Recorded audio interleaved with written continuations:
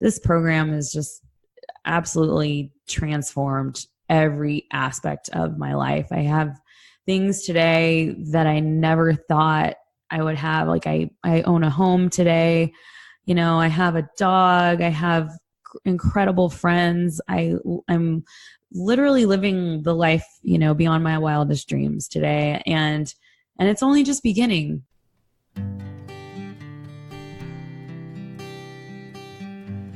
Well, hello, friends of Bill W. and other friends. You have landed on Sober Speak. My name is John M. I am an alcoholic, and we are glad you're all here, especially newcomers. Newcomers, that is, both to recovery as a whole and newcomers to this podcast. Sober Speak is a podcast about recovery centered around the 12 steps of Alcoholics Anonymous. My job here on Sober Speak is simple. My job is to provide a platform to the amazing stories of recovery all around us. Consider Sober Speak, if you will, your meeting between meetings. Please remember, we do not speak for AA or any 12-step community. We represent only ourselves. We are here to share our experience, strength, and hope with those who wish to come along for the ride. Take what you want and leave the rest at the curb for the trash man to pick up.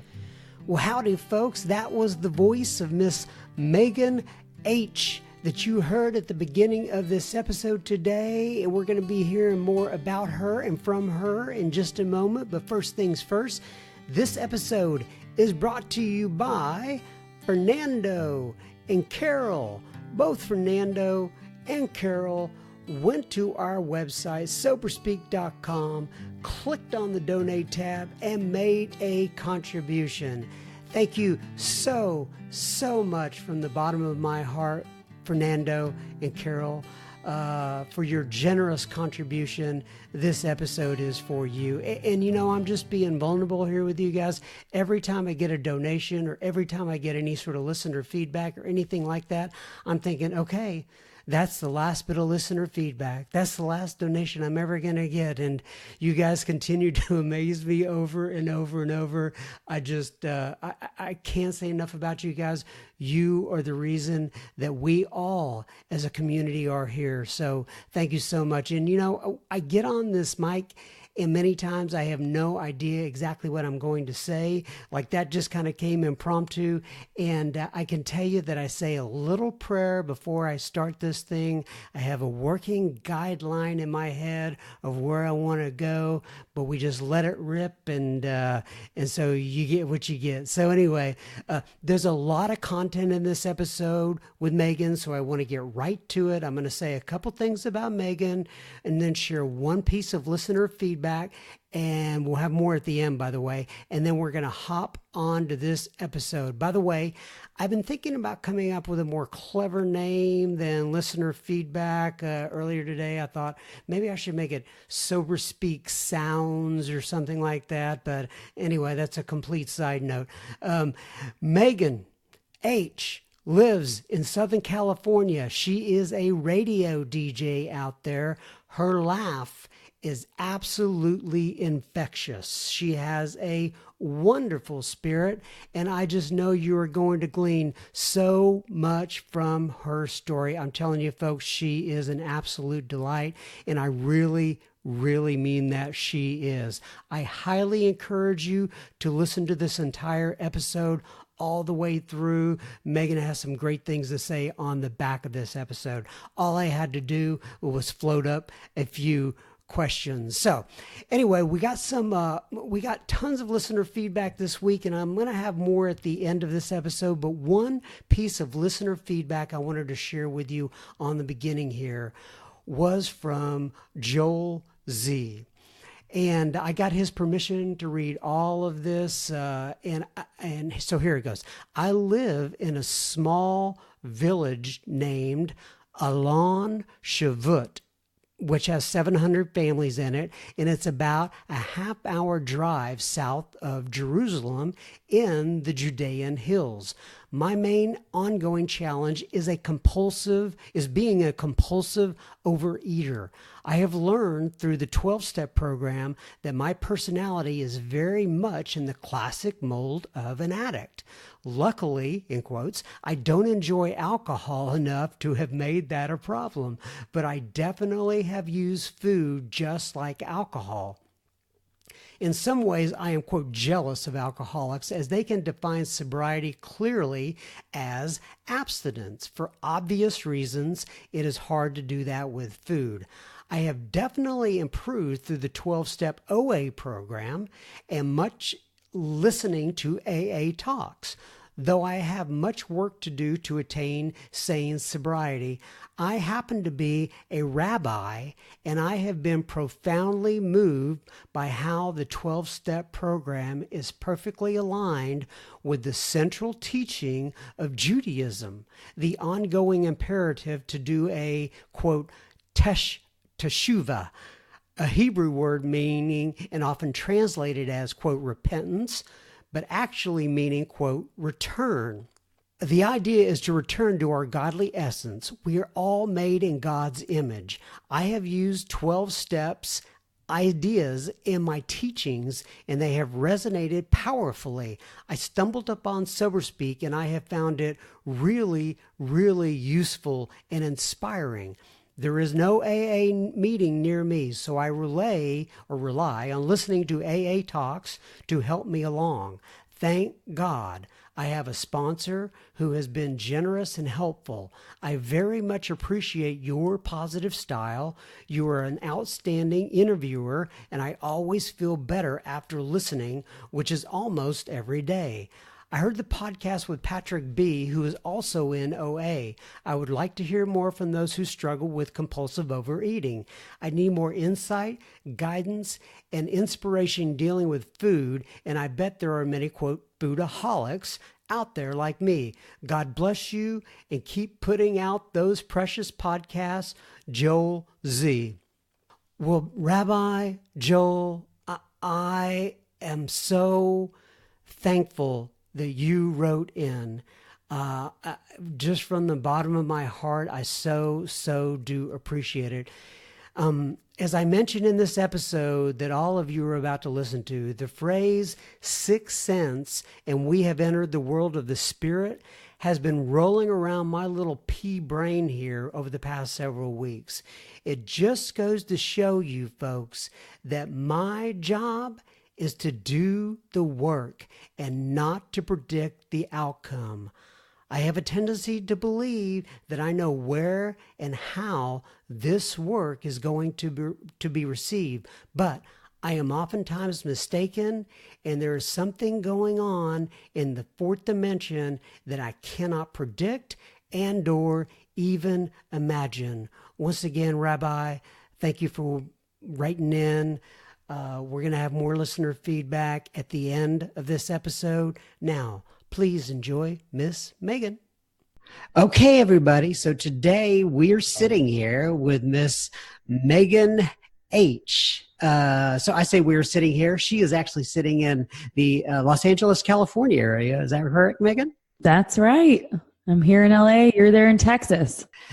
So Miss Megan, why don't you go ahead, introduce yourself, give your sobriety date, tell us your home group, and then I'll ask some more questions from there, okay? Perfect. So my sobriety date is 1/13/16. So that means I got 3 years and some change. I have 2 home groups. I actually got sober in Covina, California, where I stayed in a sober living for about 9 months. So on Sunday nights, there's a great Sunday night speaker meeting at the 502 Club. And I go out there every Sunday night, and I am the chip chick out there. And even though it is a little bit of a commute, for me, it's totally worth it because I get to see my sponsor there every week, and I get to see all these incredible people that I got sober with who have been with me along this whole journey.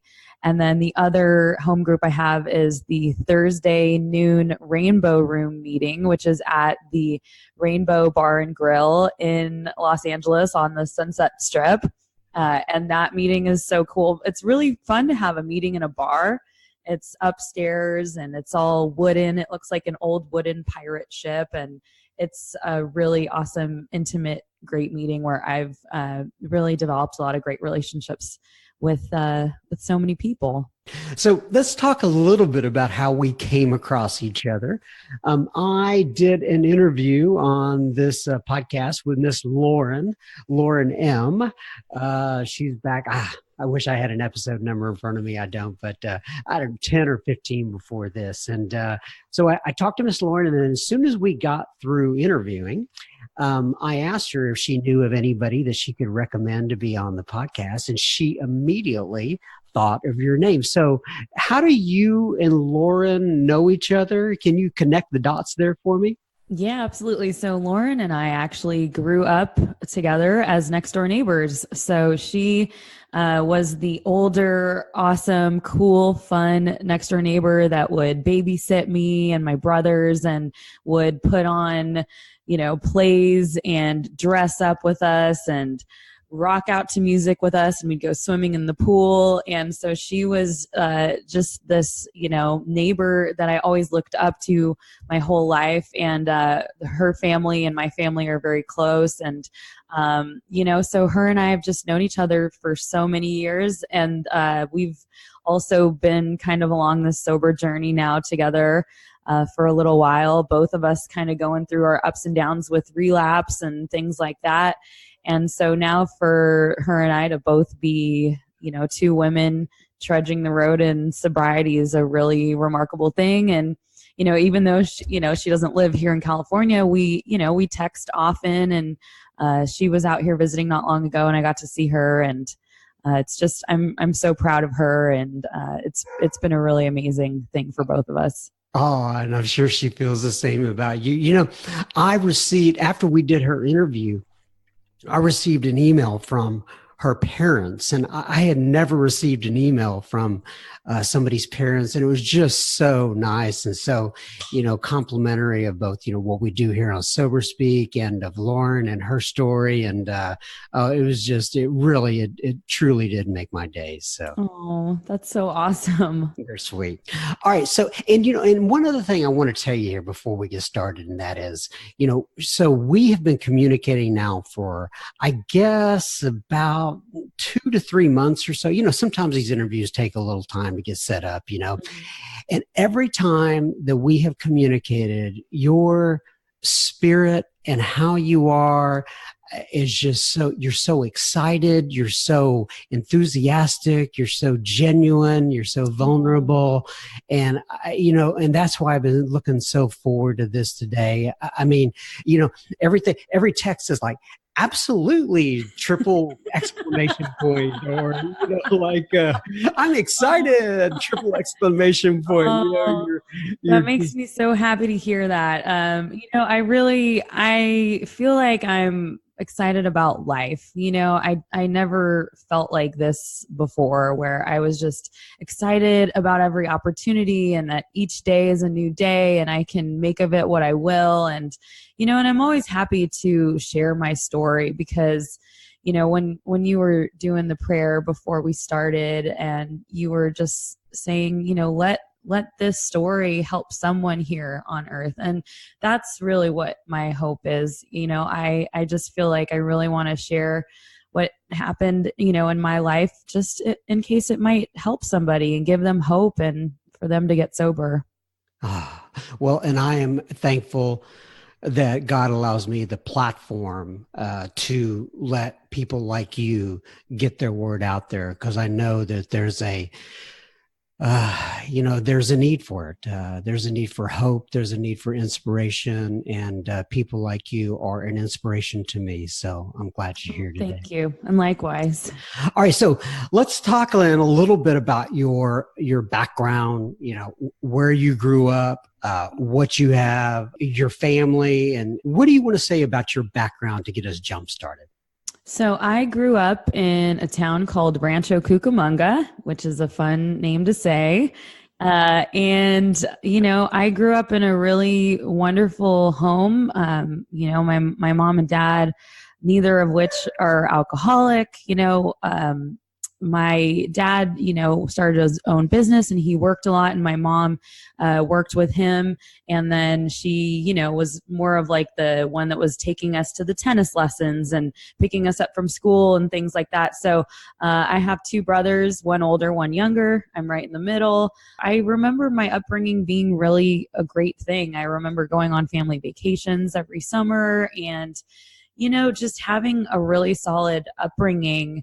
I think for me, when things started to when the cracks in my world started to come into play was when my parents, decided to, that they were going to get a divorce. And how old were you when that occurred? I was 11. And what happened was they told us they were going to get divorced. And then 2 weeks later, me and my younger brother and my dad, we went on a walk together, or on a bike ride / walk. And it was on this bike ride that my little brother was actually hit by a truck right in front of my face. And it was our neighbor. Oh, no. It was a hit and run. He was drunk. It was just, definitely the moment in my life that, for me, everything kind of stopped. And, he was in the hospital for about 3 months. He ended up losing his left leg. It had to get amputated, and, broke every bone in his face. They had to reconstruct his whole face based on photos that we brought in. It was really, really, really hard time for me and for my family. And so we, just had to kind of deal with all of that happening in the midst of the family life falling apart as well. Oh, no. Oh, my goodness. So, first of all, did they ever catch the guy? They did, actually. He ended up, after, he left the scene of the crime. I mean, he honestly only lived about 10 houses down. So he went home and he was hosing down the blood off of his truck when his mom came out and saw that, and she called the police.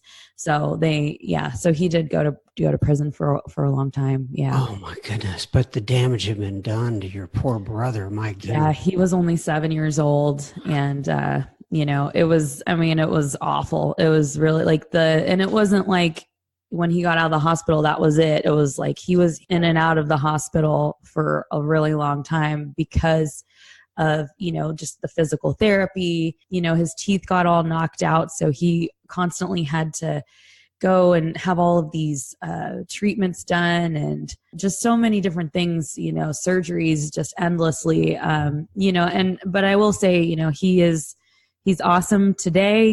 He's more active than I am. He plays ice hockey. He's a goaltender. He really is very resilient, even though he has been really put through the ringer in this life. But that was just one of those moments in my life where I just shut down. So your parents told you they're getting a divorce.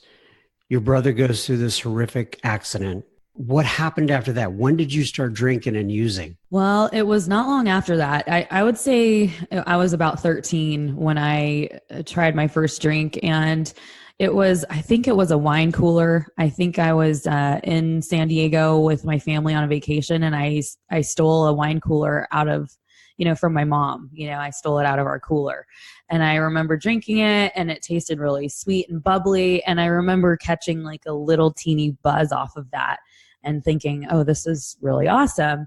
And then from there, it really just, it progressed rapidly, where me and my friends, we would be either stealing liquor out of my parents' cabinets and drinking liquor and like shots. I mean, I would be taking, 7 shots. It was like I was drinking to like just go to oblivion. I remember being a blackout drinker almost immediately, and I remember that I was doing things that I would never have done if I was sober. It gave me the courage and the confidence to talk to guys and feel comfortable in my own skin. And like a lot of us talk about, it was just that feeling of, oh, okay, I can breathe, oh my God, like, where has this been, And so, yeah, it was from there, going into high school and stuff, it was pulling Hey Misters outside of liquor stores, asking them to buy us liquor. And, my dad worked a lot. So, I would have people come over to my dad's house, and we would just be drinking to get really drunk. So that's really where it kind of began. Did you live with your mom or your dad after the split? So we were splitting up half and half. But I would say like my home base where all my stuff was at my mom's house. It wasn't until I was about 17 that she kicked me out finally after she had kind of had enough. And I ended up moving in with my dad. Okay, so this is another thing I want to talk about on the front end of this. You, as we have mentioned, you live in California, and you have some sort of sense of notoriety, right? I'm not going to say your last name just out of respect for the traditions of Alcoholics Anonymous, but your notoriety comes from your job. Why don't you talk about your job a little bit, what you do? Yeah, absolutely. So one of the things that I have always loved in my life is music. I would take singing lessons from the time I was a little girl. And I always loved listening to music. And so when I was going to college in the Bay Area, I had met somebody up there who worked at a radio station. And when I was at their summer concert, he took me backstage and we were just walking around and talking. And I think that he could tell that I was just on fire for music. So he saw something in me that I didn't even see at that time. I didn't even know that radio was a profession that you could actually go into. It just never occurred to me. So he kept asking me to intern at the station, and I was never able to because my classes coincided with that internship and stuff, but it planted a seed in my brain. So when I graduated from college and I moved to San Diego, I got an internship at a radio station there where I was just working on the promotions team, handing out stickers, putting up the tents, putting up flyers and posters and all that kinds of stuff. And I just really loved it. I loved being around music. I loved that I could meet all these bands that I had been worshiping for my whole life. And I just thought, oh, this is so cool. Like I would love to get into this, but as it goes, my disease was progressing at the same time. So by this point, I had gotten into a lot of harder drugs and I was doing cocaine almost every day. And what happened was all I had to do to continue this internship was go and get this paperwork filled out. I had signed up at a community college so that I could take this internship. And all I needed to do was go and get this paper signed by the teacher so I could continue my internship. And I couldn't even go and do that because I was so caught up in my partying ways. And the day that I had to go get the paper signed, I was coming down and I just could not bring myself to go and do it.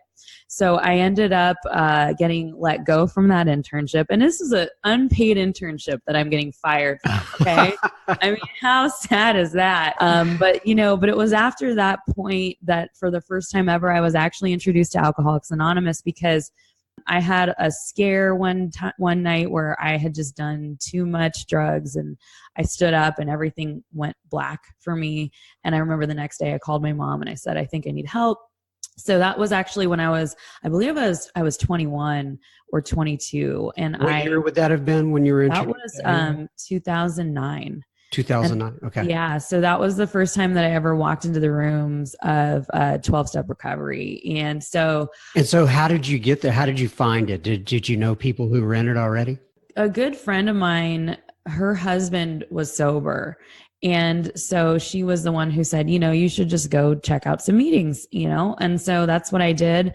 And I managed to string together some time, not much, maybe 70 days. And for me, when I get sober, I get stuff back really fast, and so I decided within that 70 days, I was going to go back to San Francisco area and I was going to get my master's degree to become a marriage and family therapist because I had all the answers, and then I was going to kind of start over. I just decided to do a geographic as we do.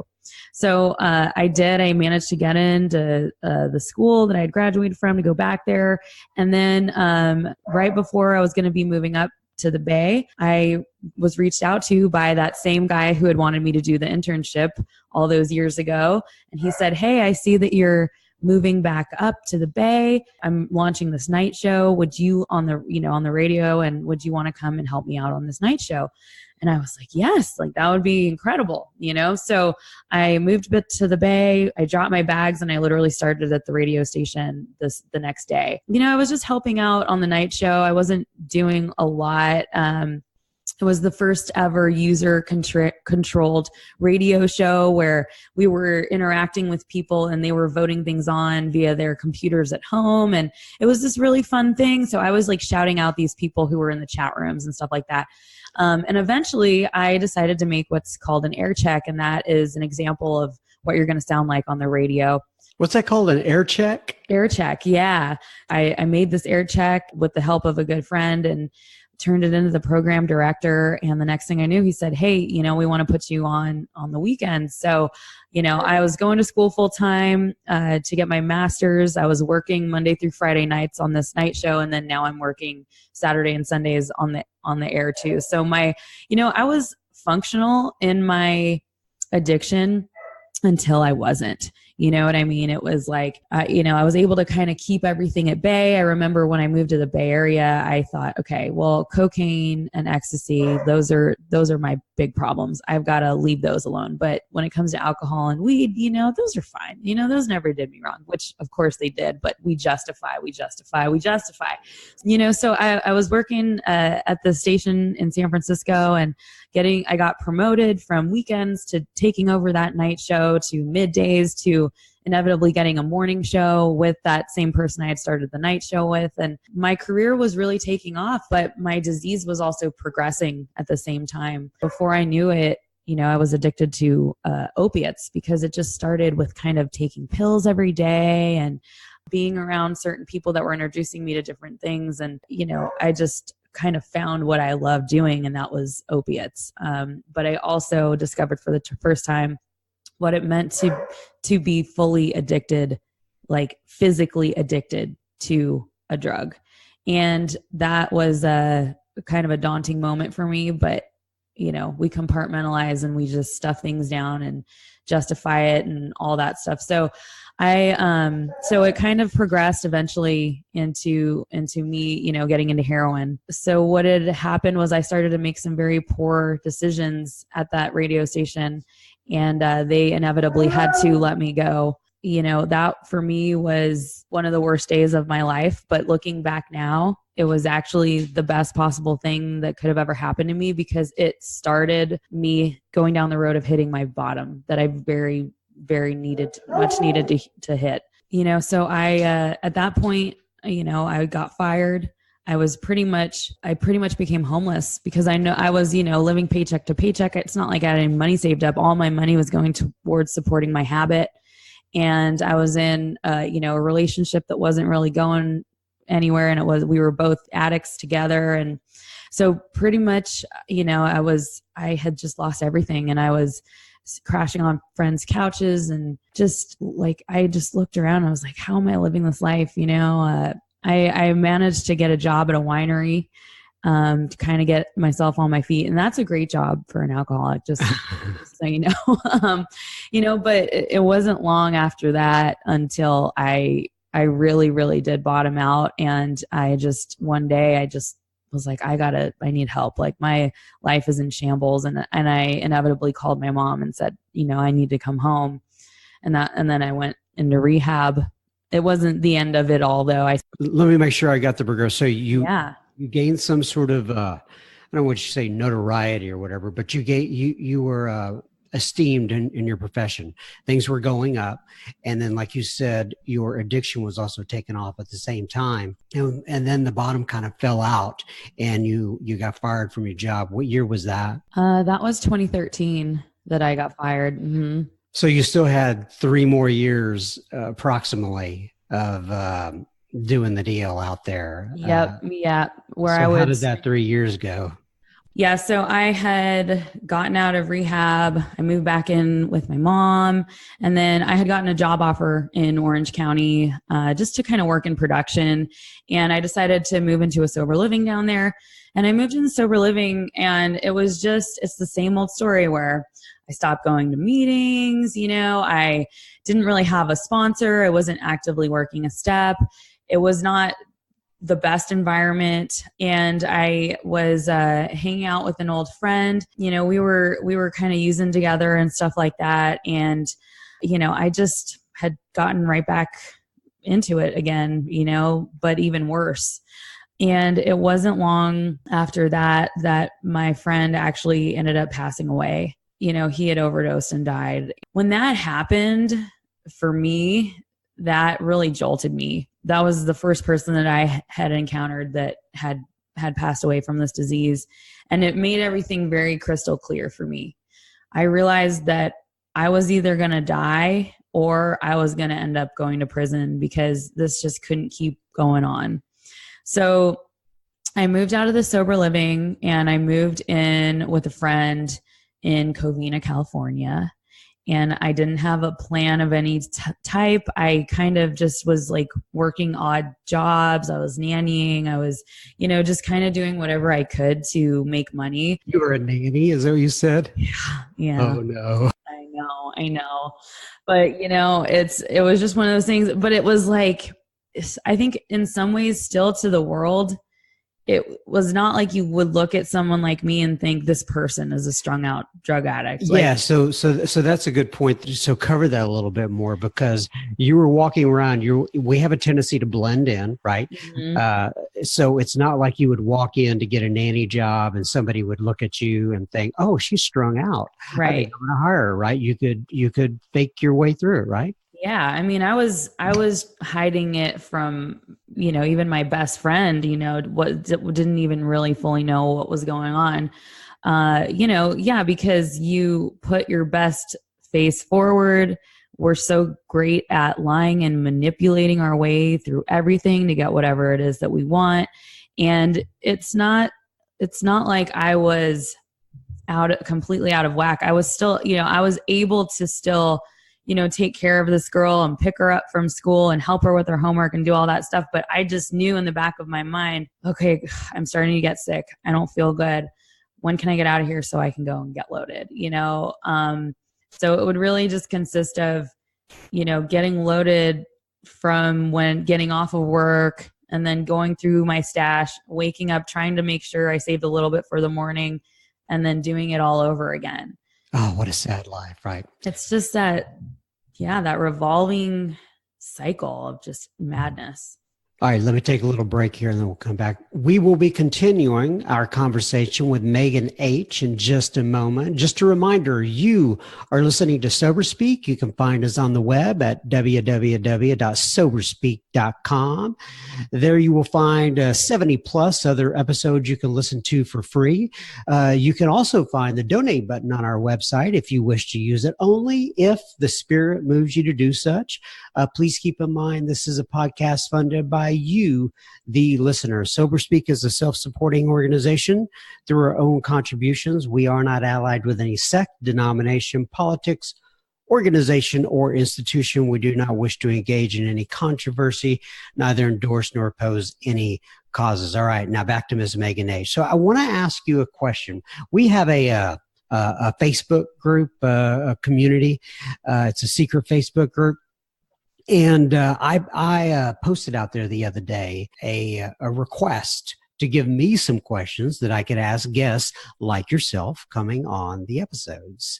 And this one comes from Sarah. And Sarah asks, what was your jumping off point, your turning point? Can you zero in on a moment that brought you into the rooms of AA?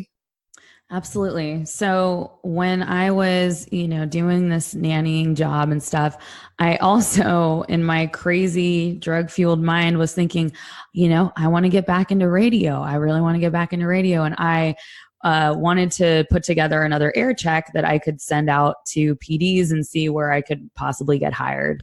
And what so program directors. Gotcha. Yeah, PD. Sorry. Okay, gotcha. Yeah, sorry. Yeah. It's the biz.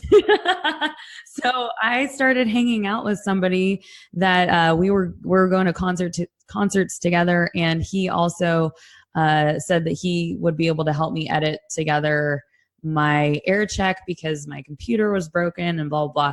So he actually is sober. He's my Eskimo. So he had been sober for about 4 years or something like that. And did you say he's my Eskimo? He did. Yes. What? And I'm sorry. What? That must mean something. What does that mean? Oh my gosh, you've never heard of that saying? I don't think so. No. Okay, so in recovery, your Eskimo is the person that's in the recovery community that helps kind of leads you into the rooms and is sort of like your saving grace, the one who brought you in, I guess. Yeah. So do you have any idea why they call it the Eskimo though?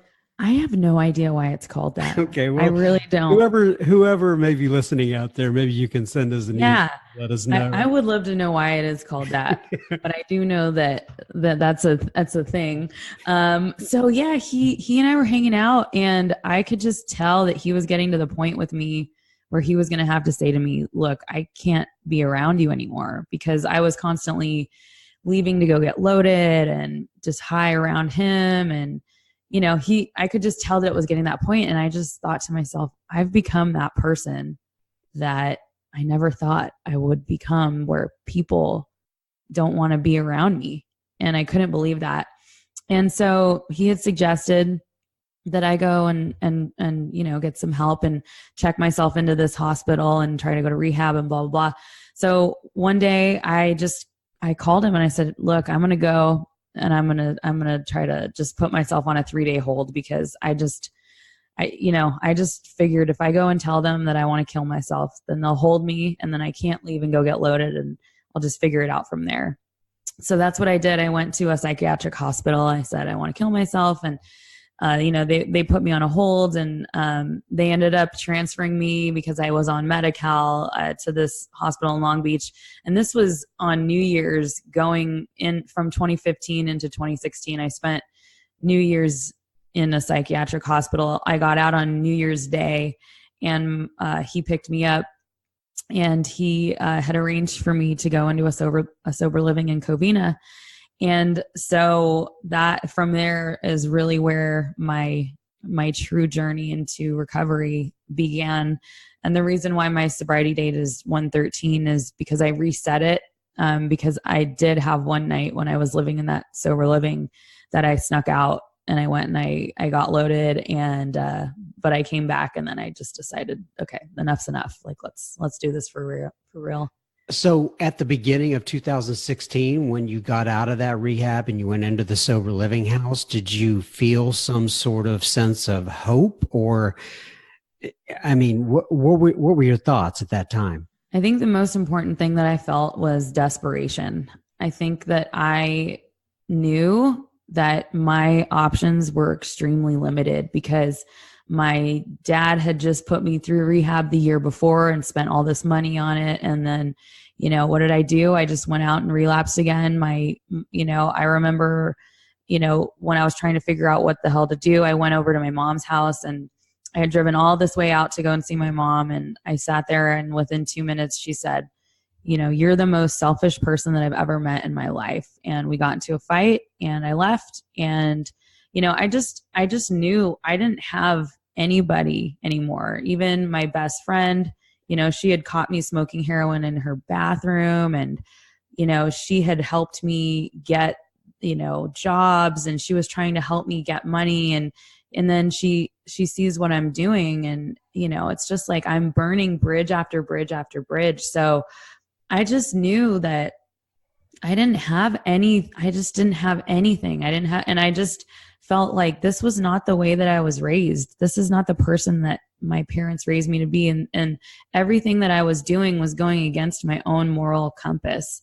And I just knew that this person had been, my Eskimo had been brought into my life for a reason. And I did not want my friend who died. I didn't want his life to be in vain, And so I just knew this had to be it. And everything lined up where, the sober living gave me a bed, and they gave me 2 weeks to figure out how I was going to come up with the money to pay and all that. And just from there, kind of everything really snowballed and started to homogenize and come together for me. I love how you phrase that. I've never heard that. It started to homogenize and come together. Yeah. It's like milk.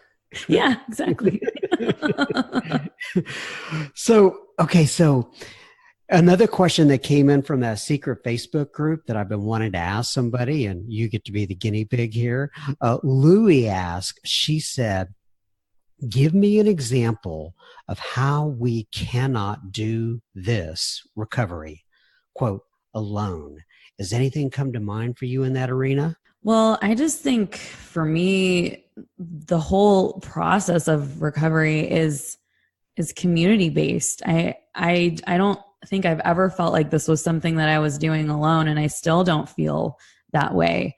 I think, from me being led into that sober living by someone else in recovery, to being around a bunch of women in recovery, to going to meetings and being around groups of people in recovery, and going to the meeting after the meeting and fellowshipping and working with my sponsor and now working with my sponsees. It's just a never ending cycle of working together. And I know that when I'm having one of those days where I just feel like crap, or something is just not right, or whatever it is, and I'm just not letting go, I can call another alcoholic and talk with them for 10 minutes. And I know that when I get off the phone, I'm going to feel better than I felt before. Or I can go to a meeting and I know that I'm going to walk out with a solution. So for me, it's just been everything. Megan, something else that I struggle with, and this is something I'll never have the answer to, but when you were talking about that friend of yours who passed, and you didn't want his name to be, or his death to go off in vain, so to speak, I still wonder all the time why people like me and you got touched by the hand of God. Somebody picked us up by the scruff of the neck and dropped us in. And there are people like your friend who had to die from this. I'm no more special than he was, or anybody else. And I wish I could bottle that up and give it to people. And, there's a lot of ingredients that go into it, but I still struggle with, why did I get picked and somebody else did not? Yeah, absolutely. I know there's no reason why, it should have been him over me or anything like that. But what I can tell you is that, I have a great relationship with his mother. And I talked to his dad. He actually he came to a mutual friend of ours from high school in a sort of a dream. And this was someone that, I hadn't talked to in years. She reached out to me on Instagram. She said, "Hey, I have to tell you, his name was Nick." And she said, she's actually living in the house where he grew up in. So she said one night she woke up and she felt his spirit all around her, and that he wanted to tell me hello. And I've had like all of these really crazy experiences where it'll be like a bird or something that, we had been together and we, so it was like a pelican or something. And I'll see a pelican and I just go like, that's Nick, like saying hi to me, and so I've had some of these really incredible experiences where I truly do believe that there is another side to this, that we do go somewhere, that there is a life after this. And, I do feel his spirit around me a lot. So, it says in the big book that we have entered the world of the spirit. And it also talks about how we have been rocketed into a fourth dimension. And that term, we have entered into the world of the spirit, has really been, for whatever reason, rocketing through my brain lately. And what you just described to me, from my perspective, is another example of that. There are things you can't explain. There are things going around all around me. There is this particular sixth sense. And that's what we learn to tap into once we try to live this spiritual life set out by Alcoholics Anonymous. Yeah, absolutely. Yeah, it's just a total journey. All right, so let's talk then a little bit about from when you got in to where you are now, your journey there. I know you talked about the steps. I know you talked about your sponsor, your sponsees and such. So talk to me a little bit about your first swim through the steps, any sort of significant occurrences you have had by moving through the steps. Yeah, so I decided to just jump into this thing head on. I just thought, I can imagine that. That's your personality. I just thought, I'm not gonna mess around anymore. I'm in this sober living. I'm willing to wake up at this time, call to check in, sign in and out, and I just started working on the steps immediately and reading the book. So for me, I think I've done a lot of very thorough steps. There was always a writing or some kind of assignment to go along with each step. It wasn't just reading and then moving on to the next step. It was actually doing work involved with each step. And I think that was something that I really needed. I think for me, the God stuff was never difficult. So, once I sort of admitted that I had a problem, which I knew I had a problem since the time I was 21, I knew that I've known I was a drug addict for a very long time, but I just didn't want to do anything about it. So steps 1, 2, and 3 were pretty easy for me because I've always had a faith in a higher power. I've always been a very spiritual person. It's just when I was on drugs, I just felt like the connection was sort of cut between me and my higher power. So moving into the 4th step, really it was just writing down all of these things that were already in my head, getting out these resentments, telling my deepest, darkest secrets to another person. And for me, when I did the 5th step, it wasn't like, oh my God, I had this crazy spiritual experience. It was just something that you do, you tell someone else all this stuff, and it made me feel a part of. And so for me, I really feel like, you're always sort of working on your character defects, that's just a never ending thing. Moving on to amends, that was for me where the real magic occurred. Getting to apologize to my family and tell them, that I was so sorry for all the pain and suffering and worry that I had caused in their lives and what I could do today to make up for that stuff, and, just doing the amends, I think was just absolutely incredible for me.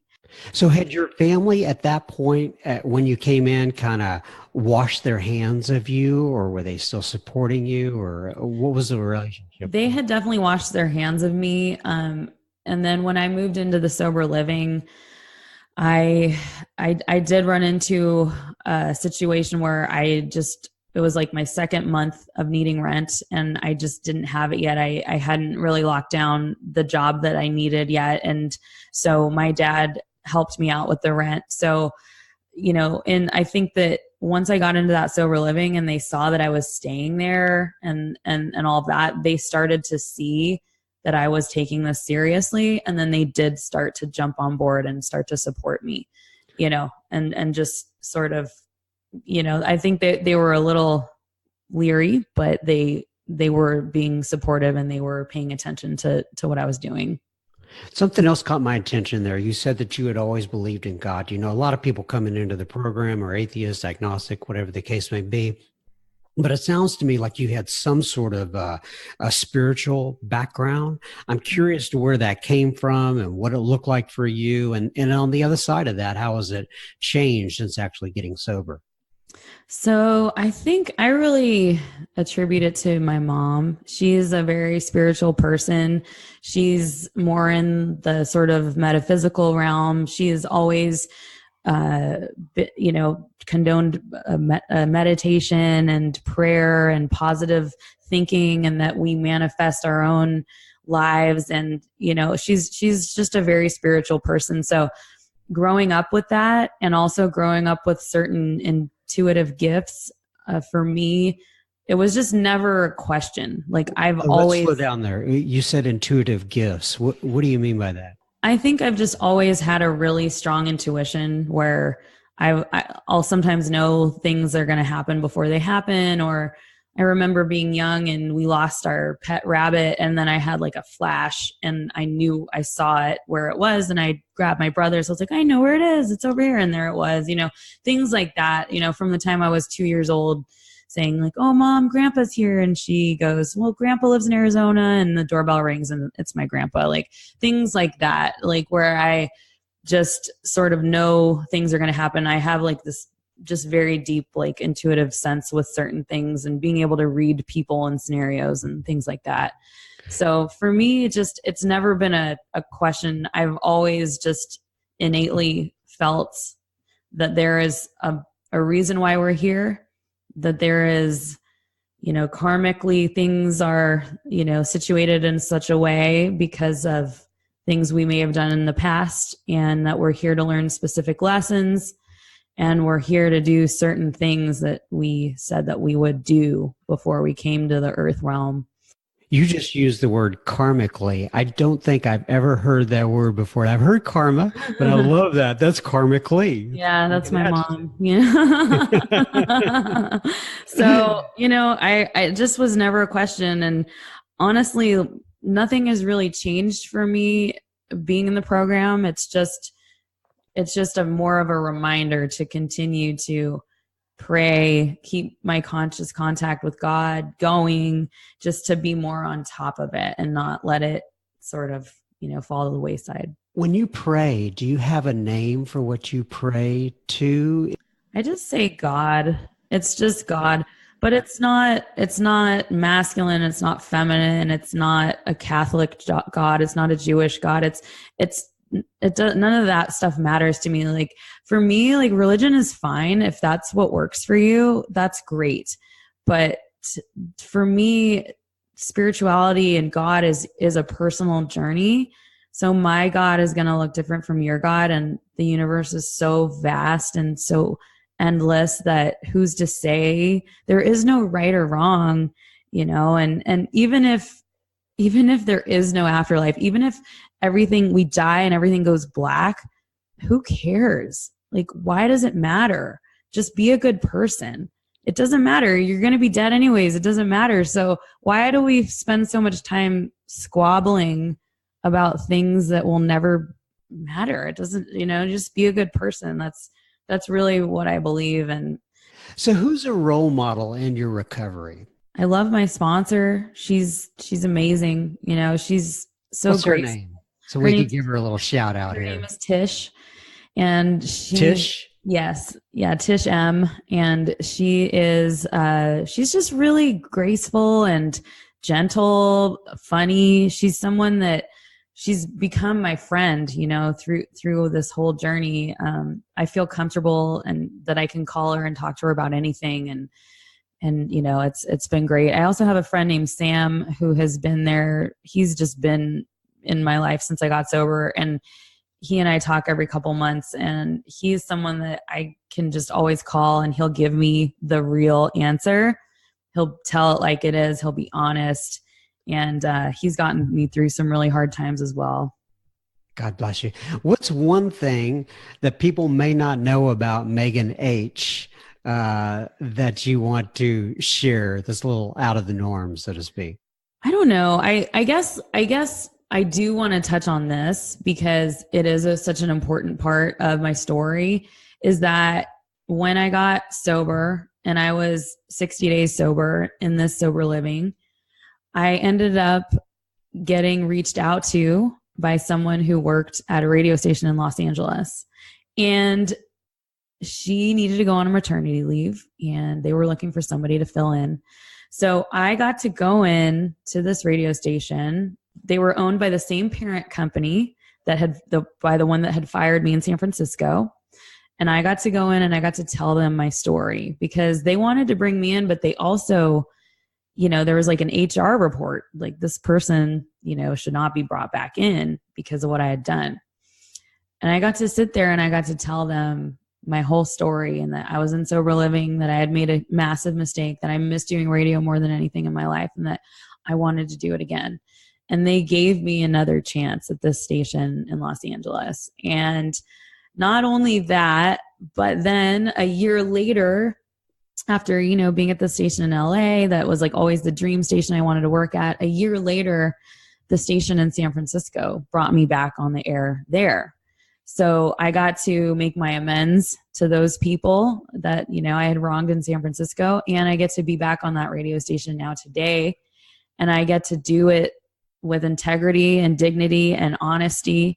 And I just found out that like my ratings are really good there, like number one in our demo. And, and because I'm coming from a place of authenticity and sincerity and truth, and I talk about my recovery on the radio. I'm really open about it. And I've had so many people reach out to me and tell me their stories. And, I have people that update me, hey, I'm 110 days sober today. And, I've talked people into going into rehab. I've talked people into going into sober livings. And so, I respect the traditions of this program, but I also believe that, we're in a time where I think people need to hear that recovery is possible and that it's okay. And that here I am, someone like public figure, and I'm talking about recovery in a cool way, and I'm happy, joyous, and free. And people they're going to know, hey, what is she doing in her life that is making her this way? Yeah. Why is she so excited with all those exclamation points when she's communicating with us? So, this program is just absolutely transformed every aspect of my life. I have things today that I never thought I would have. Like I own a home today. I have a dog. I have incredible friends. I'm literally living the life, beyond my wildest dreams today. And it's only just beginning, and it's not to say that there aren't dark times and hard times and bouts of depression and things like that. But the main thing is that I'm rooted in the solution today. And I want to know how I can change what's going on. Okay, what are the steps I need to do for me to get out of this? Who do I need to call? What meetings do I need to go to? What step work do I need to do? Do I just need to sit in it and let it pass and just go through it and feel it? Do I need to be meditating? All of these things, going through being on anxiety medication for the first few years or I guess 2.5 years of my recovery, to getting off of all that medication and learning how to deal with anxiety sober for reals. It's like everything is just it's just a journey, but I feel like I'm not afraid to do it. It's not like the fear is 100% gone, but I have the guts to face it today. And that's all just been from the tools I've learned from this program. So we have a lot of people who listen to this program who are sober curious. They're not quite in recovery yet, and they're trying to figure out if recovery is in fact for them. I hear some bad press about recovery, in 12-step programs in particular. I'm not sure why. For me, it's been my life, and it literally saved my life. But if you were to talk to that subset of folks out there who are considering the 12 steps and getting in a recovery program, what would be your words of wisdom, if you will? I think sort of with everything, you can look at it and you can find the good and you can find the negative. I personally have never experienced anything negative. I think I carry myself with a sense of just don't mess with me, like don't talk with me if unless it's going to be about recovery. I'm very much that way when I'm in the rooms. I'm not here for drama. This is not high school. I'm not here to flirt. I am not here for you to ask me out on a date or hit on me or anything like that. But that's the world. I mean, you have to carry yourself in such a way, and you have to have boundaries within your life.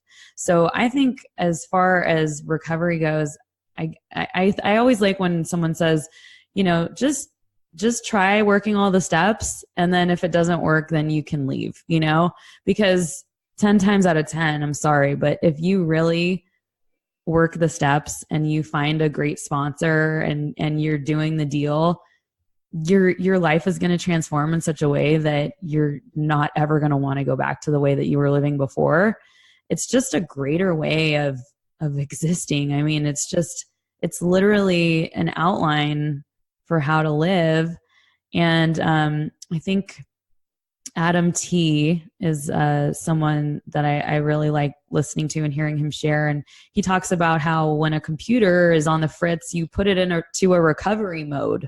And then the computer is able to sort itself out and save itself, and that's what we're trying to do with our own brains. We're reprogramming our brains, and it's just a better way to live, because it's not only being of service in 12 steps and in the program, but it's also learning to be of service within your own life. Because now when I'm at work, I'm utilizing these tools there where, if I see somebody who needs a hand, or, talking to people about, where they're struggling with this or that, or just something needing to get done, I'm going to step in there and I'm going to do it because that's what I've been taught how to do.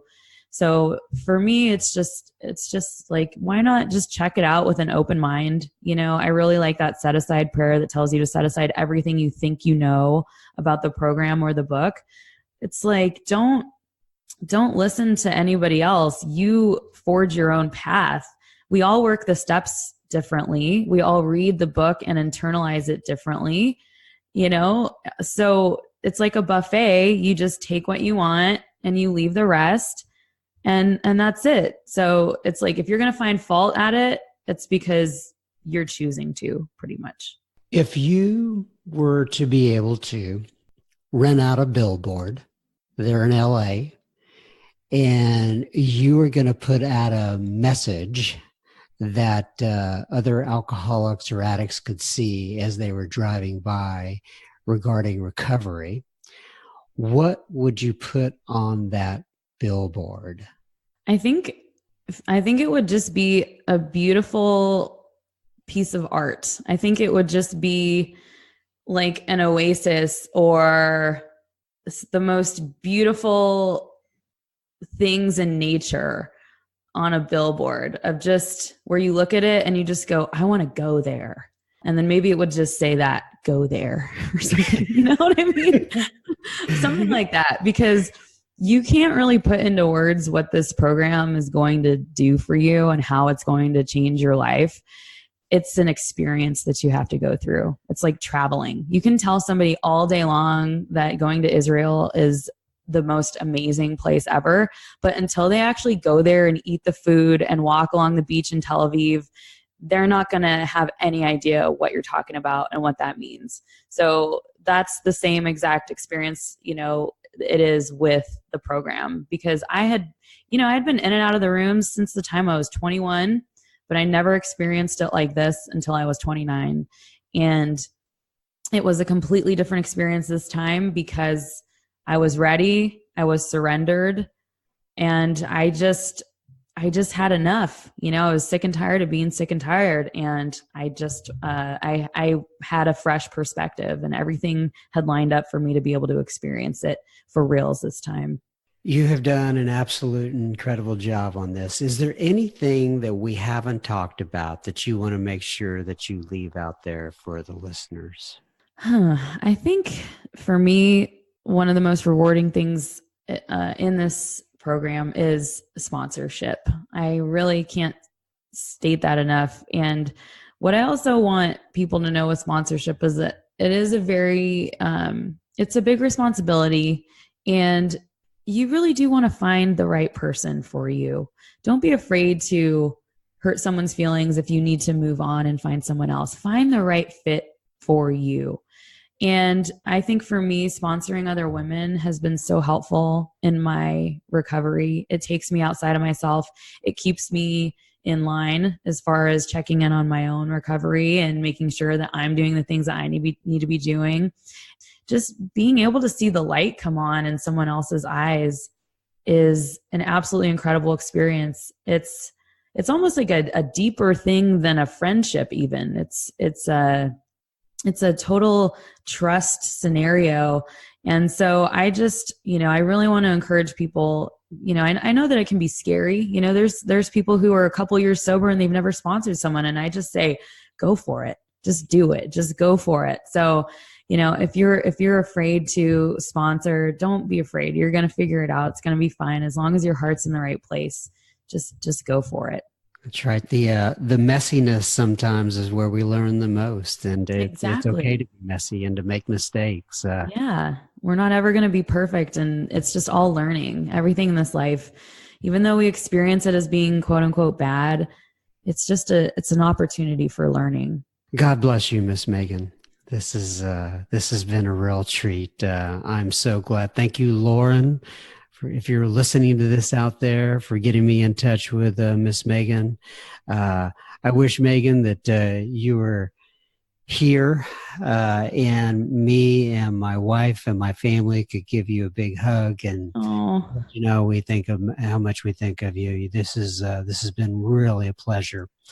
And I hope we get to meet each other like actual eyeball to eyeball here one of these yes. days. Me And too. Me too. This has been a true honor. And, you just have such a warm aura and just positive energy. And I just think that you doing this is such a great service to our world. So, well, let's hope this goes. Well, I know it will go out to all four corners of the world. And when it does, let's hope it falls on some ears that are ready to hear it and it can help them out there. And God bless you. And hope our paths cross again soon. awesome. Thank you so much. Just in case you didn't notice it, that was Megan's dog, Juno, that you heard at the beginning of the podcast. We had to take a little break and Megan needed to let Juno out of the house, but apparently Juno did not realize there was a podcast being recorded. So what'd you think about Miss Megan? I would love to know what you think. Feel free to reach out to me about Megan or any of the other guests. I'm at John, John, at soberspeak.com. So I can tell you from my end, Megan was just such a pleasure to spend time with. She's got such good vibes and character, and she's full of life and just a really, really special soul. All right, so now we're going to move on to some additional listener feedback. But keep in mind, before I go there, I would so appreciate you sharing the podcast with 2 or 3 family members. It is a great way to support the show. You can also join our secret Facebook group by sending me your email associated with your Facebook account to John, John, at soberspeak.com. There are tons of amazing like-minded friends of Bill W., Al-Anon, and other 12-step programs in there like OA and some others. So if you want to follow me on Instagram, I am at SoberSpeak, all one word. And I do read all of my direct messages, and I would love to hear from you. All right, so now to the rest of the listener feedback. So Bob L. writes in, and Bob says, episode 75 with Maria. Enjoyed listening to Maria. What a great AA lady. I agree with you, Mr. Bob. Maria is definitely a great AA lady. Carol also writes in, and she says, episode 75 with Maria. Thank you, John, for having Maria on SoberSpeak. This episode was so close to my heart. I was a closet drinker, only drinking at home. Thank you, Maria, for telling your story. And Carol also wanted to add in, thank you for all you do, John. Your podcasts are my meetings between meetings, and I cannot make it to a meeting. Peace, love, and serenity. I said that wrong. When I cannot make it to a meeting. All right. Jolene writes in, and Jolene is from Al-Anon, and she says, by the way, isn't there a song, Jolene? Oh, Jolene's probably heard that a million times. I'm so sorry, Jolene. I'm so sorry. I live in a suburb of St. Louis, Missouri called Wildwood. Hey, that's a kind of a great pace for somebody in Al-Anon, huh? Wildwood. Anyway, I'm a grateful member of Al-Anon. Over the last 5 years, I attend open AA meetings on a regular basis. I especially love speaker meetings, which is why I love, with a big pink heart, SoberSpeak. Early on, I found compassion and understanding for the disease via open AA meetings. The more time I spend in the rooms, I realize I have a disease as well, just not the allergy. I have chosen other things to obsess about, such as food and control and others. I'm sure I qualify for numerous 12-step programs. Don't we all, Miss Jolene? I'm grateful for, quote, the wounds that have brought me closer to my higher power, unquote. Don't know where I heard that, but I am ever so grateful. I found SoberSpeak by searching on my podcast app. I recommend it to all newbies and anyone I sponsor in Al-Anon. Jolene. Well, thank you, Jolene, and I always love to hear from the Al-Anon community. community. Did I say that right? Did I just say communi? Anyway, community. Mike writes in, he says, John, I am 29 days sober and attending meetings, and I have a sponsor, and thanks to your podcast, I have recommended SoberSpeak to so many folks in the fellowship. I'm listening to Patrick B. as I write this email. If you could invite me to the secret Facebook group, it would be great. We did that for Mr. Mike. I'm a 39-year-old executive at a startup company in Boston, Mass. I have been dipping my toes in AA/sobriety for the last year. I have finally surrendered to God and have stopped doing it, quote, Mike's way. I have become a member of the Weymouth, Massachusetts One Day group, which meets every weekday. We are a small group but have incredible discussions and support for each other. I have been blessed with a sponsor who ironically is named Bill. He, along with his wife, I wonder if her name is Lois. Anyway, is also a friend of Bill W. Are helping me with my first 4-step, and I am also excited. That is fantastic. Anyway, God bless you all and your speakers. You are my meeting between meetings. Sincerely, Mike A. Just another bozo on the bus. Well, Mike A., from another bozo on the bus, me, to another bozo on the bus, you. Thank you so much for writing in. Tara writes in on Instagram from Montreal. Is that a good French accent? Probably not. Thank you so much for your podcast. I've been sober for 8 months, my 6th attempt, but my first time in AA, and I woke up feeling so scared and anxious. I tossed around pulling my hair out for a second, and then I put on SoberSpeak, and it got me out of bed. I cannot express in words how grateful I am to you and your podcast. Thank you so much, Tara from Montreal. Oh, Tara, I remember seeing that. That absolutely made my day. God bless you, and you keep hanging in there. Keep me posted. Joe writes in, he says, hey, John, I started listening to your podcast in my car about a month ago. It is my meeting between meetings, so thank you. I really like it. I live in Aliso Viejo, California. Hope I got all that right. And attend most of my meetings at Laguna Canyon Club. I have a sobriety date of February 26, 2018. I'm 59 years of age, and I am blessed to have made it to the AA program. I could have missed the opportunity of a lifetime. I have been married for 38 years, and I'm going through the program with my wife, and that has been really tough.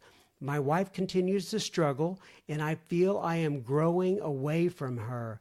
I go to some double winter meetings as well. They call them Al-Anon, and it's an Al-Anon's men's meeting. The Al-Anon meetings help, but a lot has happened in our relationship because of the long struggle. So when I came in, I was ready to go to any length for my sobriety, but had no idea how much more there is to the program. I wish I had come in years ago. I hear that many times, Mr. Joe. But I had no idea how much more there is. Oh, I'm so sorry. I have made the greatest connections in my life with people, and I am really learning what a great life I have now. I also have 2 kids and 3 grandkids. So that's a bit about myself. Keep up the fantastic service. God bless Joe D. Well, you know, Joe D., people struggling with a marriage before and after sobriety is a very, very common scenario. I know it doesn't make it any less challenging in your case, but as you're doing all the right things, you're talking about it, you're getting down on meetings, and I wish you the best, my friend. Nancy writes in and she says, I would love to be part of your communications of all types. I'm on Facebook. I'm on Instagram. My name is Nancy J. I live in Illinois. I am in OA. I love the Big Book and the 12 Steps. I have lost 105 pounds. abstinent and recovered for 4 years. Thank you so much. Excited to have found you. And I know Nancy ended up finding us on Instagram and Facebook and all over the place. And congratulations on your abstinence, Miss Nancy. Lynn writes in and she says, "Hi, John. I live in Eden Prairie, Minnesota. I went to my first AA meeting last Saturday and then again Sunday and again today." Did I get that right? Anyway, again Sunday and then again today. I am at the very beginning of this process. I Googled AA podcast and that's how I found Sober Speak. I have listened to 1 episode so far and that was yesterday. I just chose a sponsor today, a very kind woman that I met last Saturday. I believe I am what you would call a high-functioning alcoholic. My drink of choice has been wine, typically by myself in the evening, with dinner, and afterwards on a daily basis. I have gained lots of weight as a result, and I have tried unsuccessfully on my own to stop. I have reached out, and I am hopeful. Well, I'm hopeful for you, Miss Lynn, because you have reached out, and you're doing the right things, right? You're taking the right steps. Get in there, work those steps, and take it a day at a time. Okay, Maria writes in, and Maria was actually on our podcast last week. We recorded an episode with Maria, and Maria said, "I wanted to tell you how awesome God has been today. 6 years ago," and she wrote this on Good Friday, "on Good Friday, I was already drunk by lunchtime. My kids were home from school, and the 2 boys asked me if they could go play at my son's friend's house. My husband had, rightly so, taken my car keys away, so I couldn't drive anywhere. My son's friend only lives half a mile away from our house, so we walked. About halfway into our walk, the alcohol really settled in, and I found myself walking very swaggered. For focus, I walked with my arms around each of the boys' shoulders, although I was convinced that I looked just like a loving mother taking their sons for a nice walk. I remember one woman who was running by stopped to ask if I was okay. One of them must have called my husband because out of nowhere his car appeared. He quickly swooped up all of us, dropped the boys off at a friend's house, and dropped me at home. So, she put, full of shame. Today, I had almost forgotten that story and that it is, once again, Good Friday. So I needed to be reminded of that horrible day. Today, I also got a phone call from a sweet woman who is struggling so hard to stay sober and love herself. I can be there for her. I am sober. Today, my story is with you and Sober Speak comes out. It all makes sense, right? God is good. Maria. Well, Maria, I thank you so much for being on the episode last week. And you know what?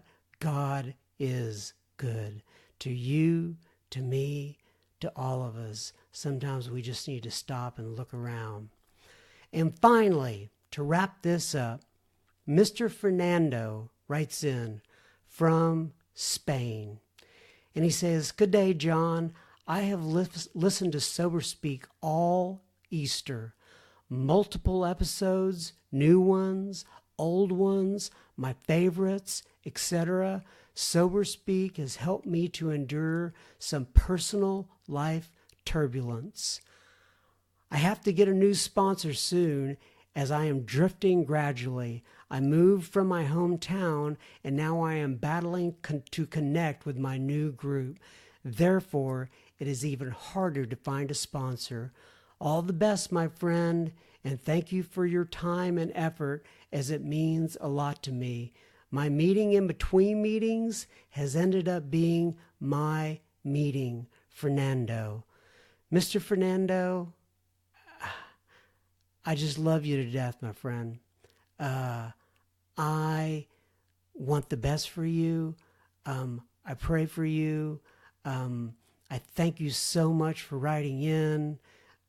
I'm glad that Sober Speak can be a small part of your sobriety. I'm going to pray that you find a sponsor. Please, you pray that you find a sponsor. And please also, everybody pray for Fernando that not only he finds a sponsor, but that he finds a good home group and a support system. All right, everybody. That's it for now. By the way, I will mention one other thing. Fernando, I hate to tell you this, but when I see your name, I sing that ABBA song in my head. Anybody ever heard that? Fernando. I am so sorry I had to mention that, Fernando. I could have really left that out. In fact, I could go and edit that out, but I'm probably not going to. All right, everybody. God bless. Have a good week. We'll be back next week. Adios.